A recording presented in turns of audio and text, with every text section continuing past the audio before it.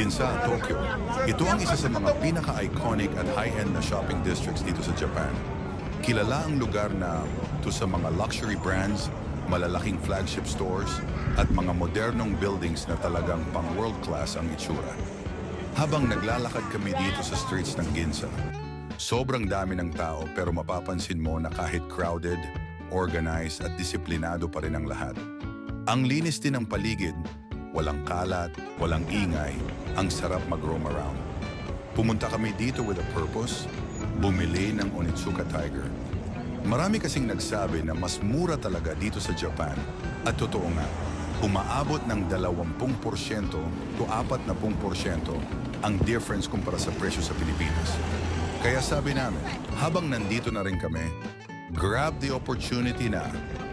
Pagdating namin sa store, grabe! Ang haba ng pila. Halos umikot na sa labas. Naghintay kami ng ilang minuto bago makapasok dahil may limit sila sa number of guests na pwedeng pumasok at one in, one out ang sistema. Pagpasok namin sa loob, ang ganda agad ng display. Nakahilera ang iba't ibang styles ng sapatos.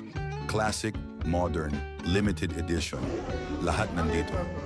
Kapansin-pansin talaga yung quality, ang linis ng design, simple pero napaka-elegante. Ang problema nga lang, ang daming namimili kaya medyo nauubusan na ng sizes. Kaya ang tagal naming pumili at maghanap. Pero worth it kasi nakahanap din kami ng perfect pair.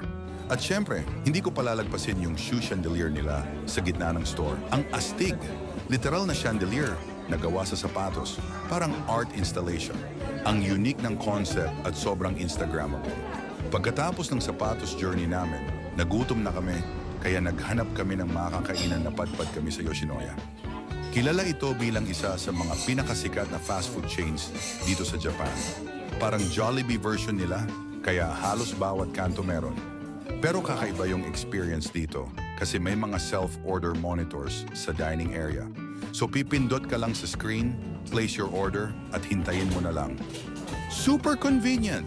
Nung dumating na yung pagkain, ang sarap tingnan. Classic Japanese comfort food, mainit, flavorful, at nakakabusog.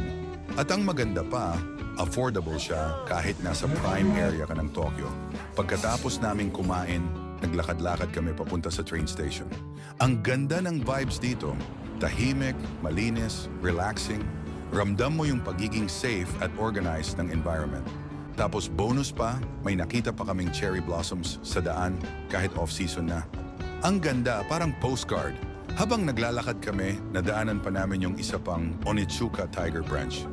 Dito naman, pwede ka magpa-customize ng sapatos mo, from colors to details. Ang cool kasi, pwedeng unique talaga yung pair mo. Salamat sa panonood.